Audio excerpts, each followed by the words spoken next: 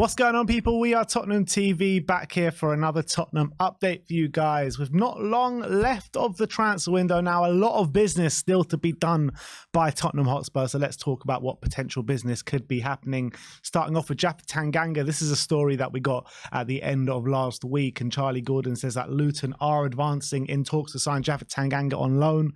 The Tottenham defender is waiting for Inter Milan before making the decision on the move. Inter will submit a loan bid for him if they do miss out on Benjamin Pavard. I'm not really sure what the latest is on Pavard to Inter Milan, but a Tottenham player, Tottenham defender waiting for Milan sounds familiar. Yeah, it's not the first time that's happened, but look, Luton will be a good move for him. I know like they're projected to struggle this season in the Premier League, but I do think a Premier League move for someone like Tanganga to get regular minutes under his belt, even if it's a loan move, I think that would be a good move for him. So if I was him, I would just jump at the chance to go get regular minutes. And yes, he could be waiting for Inter Milan, but he's going to get a lot more game time, I would imagine, as well at Luton if he was to move there. So I think this one is probably going to happen. I don't see Inter really pushing for him. I mean, it's a bit of a jump, isn't it? Going from Benjamin Pavard to Tanganga. Apparently, yeah. It's a bit nuts. Same to ballpark, me. apparently. It's mad. But look, hopefully something gets done from now until the end of the window. The clock is ticking. We're already on the 21st of August, so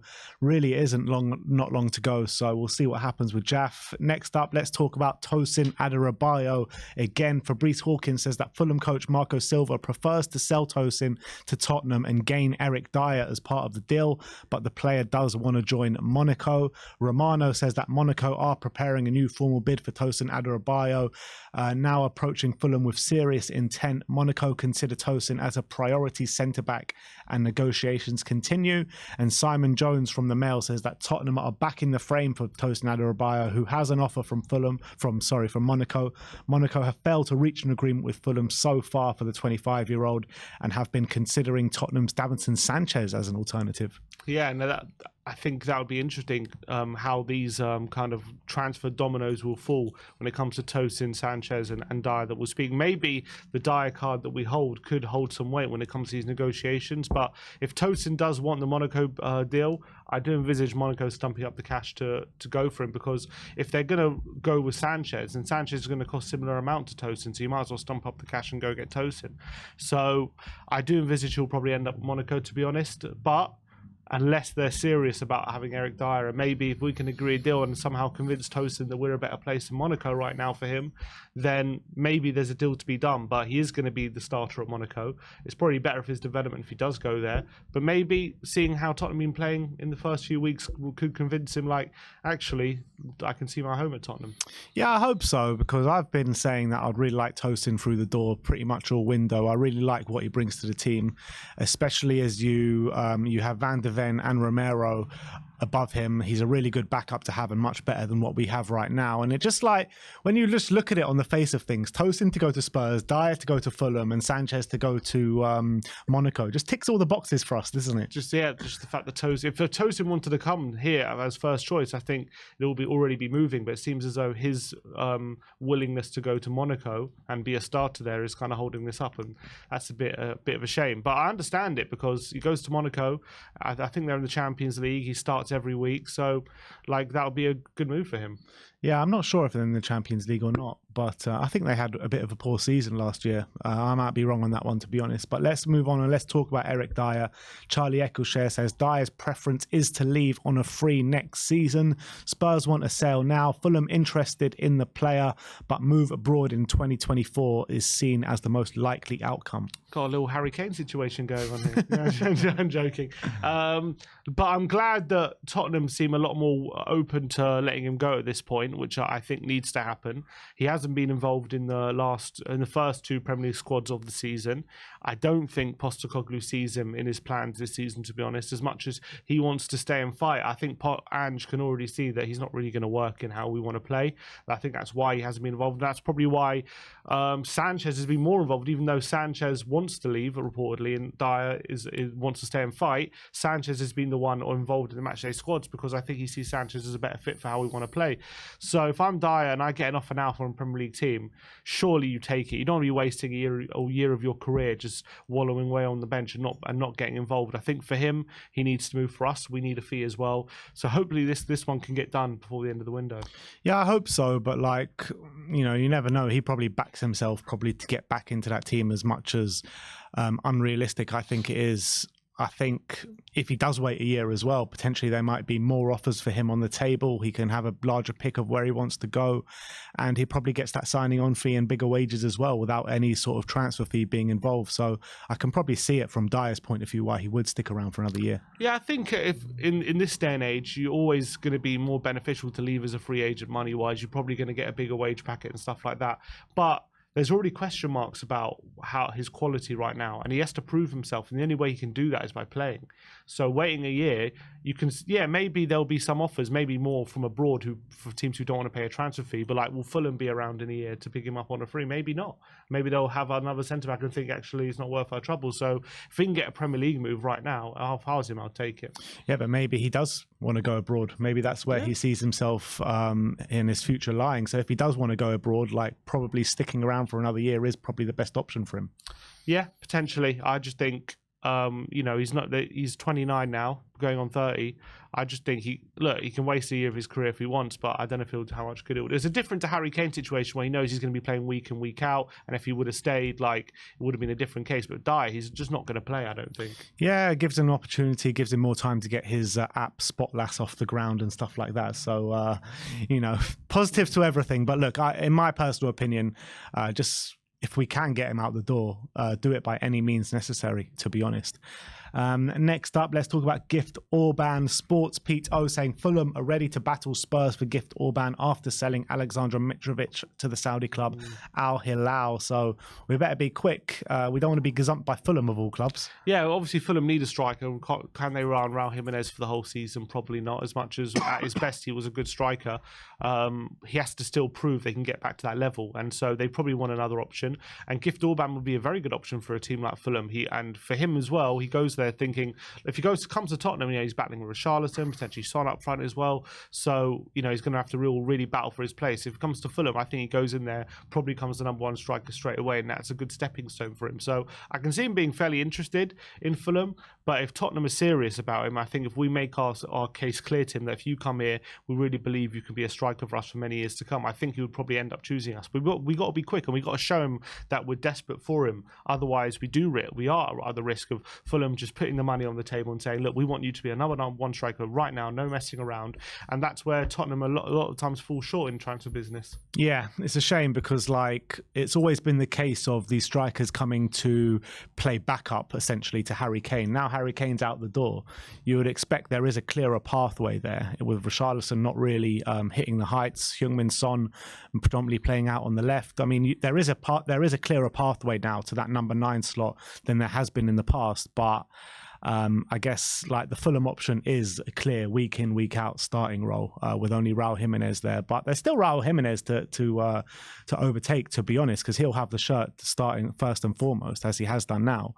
But I think, like, as well, if he goes to Fulham, he probably knows, like, as a stepping stone, if he does well there, like Manchester United, a big club, can come in, pay 90 million for him, and he'll see game time in the Premier League before he gets that, where at Spurs, it's not exactly clear cut like that. It's true. It's going to be a lot harder if he really has. If he's one of those players who's got massive dreams of going to United or City or something like that, and it's going to be a lot harder to do that if he moves to Tottenham than if he does move to Fulham potentially.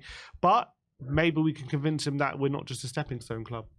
Yeah, let's hope so. I mean, I really hope we get this deal over the line. He's another one who I've been going on for so long. I believe in his talent so much. I just hope we go and get the deal done, because time is running out, man. Time is really running out.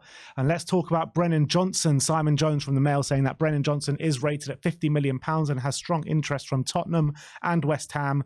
Paramount to his decision should a fee be agreed is the amount of playing time he receives. The 22-year-old is understood to prefer Tottenham for that reason, so Chelsea's path to making a move for the winger is not so clear-cut. So apparently he's another one who prefers Spurs over Chelsea, a la Richarlison a few years back. Do you reckon he'll get more playing time at Spurs than Chelsea? I'm not too sure, to be honest. I think that when you're looking at Chelsea's right wing options, they got Madueke there. Sterling looked absolutely incredible yesterday, to be honest. He's one that's really feeling the effects of Pochettino. So when you got Sterling and Madueke, Spurs have got Kulusevski and Brian Hill, pretty much. And maybe Emmanuel Solomon. Yeah, and then also if he wants to play up front, we've got Richarlison there at the moment. Chelsea got Nick Jackson in the number one. So maybe he can. I think it's similar amount of playing time. Yeah, I don't think there's a lot in it. And if anything, I think it's tough. I think it's a tough one. If I was him, if I got both offers on the table, I actually think Chelsea might be a better fit for him, to be honest, in terms of how he plays. I think if he's playing in like a more high pressing system rather than a possession based system like Tottenham, I think that's probably a better fit for his qualities. But I do think he can definitely come into Postecoglou and learn that way of playing. I do think Chelsea's probably a better fit for him though, tactically. That's just my assessment. Yeah, I mean, I could see that way of thinking, to be honest. But and if I'm like kind of assessing him between the options that we're looking at, let's say like him or Gift Orban, I'll just so much prefer Gift Orban, to be honest, an out and out number 9 instead of someone who's a winger who can play up front, in my opinion. I mean, I think we do need a winger as well on top of a striker, but it just doesn't look like we're going to push the button on both of those transfers this summer. So if it's an either or, I'd much prefer the Gift Orban. And Johnson also has that versatility on his side, can play wing. It's true. And actually Orban apparently can play on the wing, they've said. Yeah, Orban can play on the wing, but Orban is a natural number 9 who maybe can play on the wing. Brennan Johnson is a natural winger who can play up front. A bit of a difference, yeah. Let's move on and let's talk about some injury updates, starting off with James Maddison. We did hear that he went off and left the Spurs stadium in crutches. Charlie Eccleshare says that Maddison will undergo a scan today to assess the extent of the injury he sustained during Saturday's victory over Manchester United.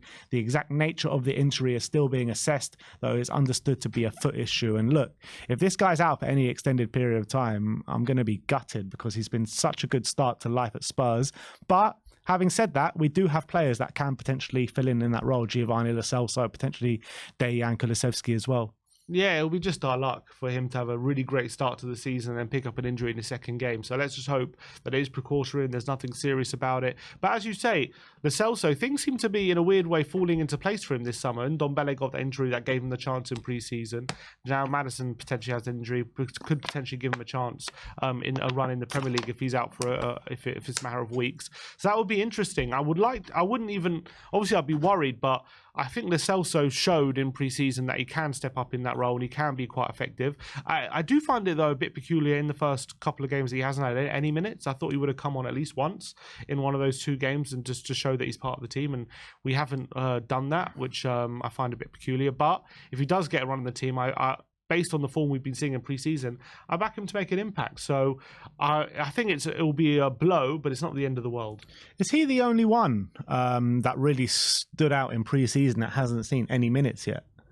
He's the only one, isn't he? Yeah, I'm trying to think of who else. Sanchez came on in the first game. I mean, everyone else, I'm trying to look like who stood out really in pre-season.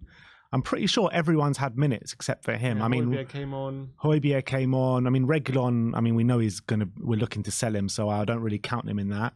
But everyone else has seen minutes pretty much. Perisic has seen minutes. But he has been on the bench. He hasn't been left out entirely. So it would imply that he would come on and he is relied upon by Angelo because he's left out players like Dyer and stuff like that if they're not needed. So it is interesting why he hasn't come on at all, like especially when Maddison's maybe getting tired near end of games and stuff like that. But maybe this will be his chance.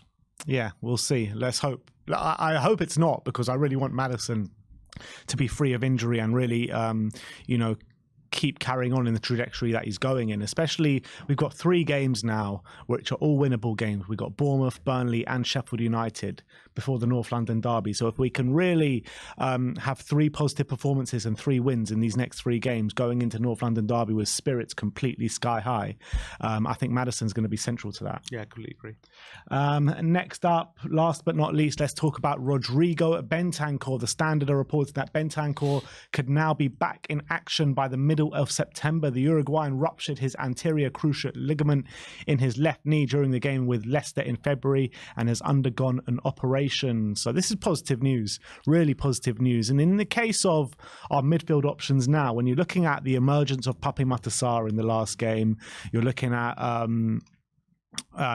James Maddison and also Yves Bissouma, who all look undroppable at the moment. So when Bentancur comes back, has he got a bit of a fight on his hands to get back into that team? Well, I think the good thing is you don't want to rush him back because it's a serious injury, and a lot of those players who have those injuries take a while, not just to get back to match fitness, but get back to the level they were pre-injury, and that can take even a year in itself, they say sometimes, to get back to that level. So I think it's a good thing that we have players stepping up in that position right now in his absence, like Sarr, because we don't want to be in a situation where we're so desperate to have him back that he comes straight back in the team and then he is at risk of other injuries and stuff like that. So I would want to ease him back into the fold, but the prospect of having a fully fit Bentancur back and putting him in that midfield alongside Maddison and Bissouma is definitely mouth-watering for sure. But if Sarr is going to continue on his trajectory, there's no reason for Bentancur to come straight in. I think Sarr is definitely playing very well at the moment. He had a great performance. Obviously, look, when you've got a young player like that, you're always going to get some inconsistencies. So I'm expecting maybe a drop of form at some point where he has a bit of up and downs, and maybe that's where Bentancur can, find his time to get back in the team. But for sure, I don't see Bentancur coming straight back in when he's fit, because I think Sarr's, well, to be honest, depends how Sarr is come that time. But if he's still playing the way he is right now, there's no reason to rush Bentancur back. Bro, can you name me a silkier midfield than Bentancur, Bissouma and Maddison? It's a very exciting prospect, honestly. Then no one's going to be able to get the ball off us. All three of them are such silky players, and all three of them, it's just like you just can't get the ball off them. They're so press resistant as well, all three. So I just can't wait for that prospect. I really can't. And if Bentancur can get back to that level he was before the injury, the way he was playing in that role, as well adding goal contributions to his game, and obviously off the ball he's absolutely brilliant, and then on the ball he was really starting to develop more key passes, and in the final third he would be perfect for that A role. I really believe that. Yeah. Totally agree. So that is your Tottenham update for today. Let me know in the comment section below your thoughts regarding all the news stories we brought to you today. Like, subscribe and comment. And as always, come on you Spurs.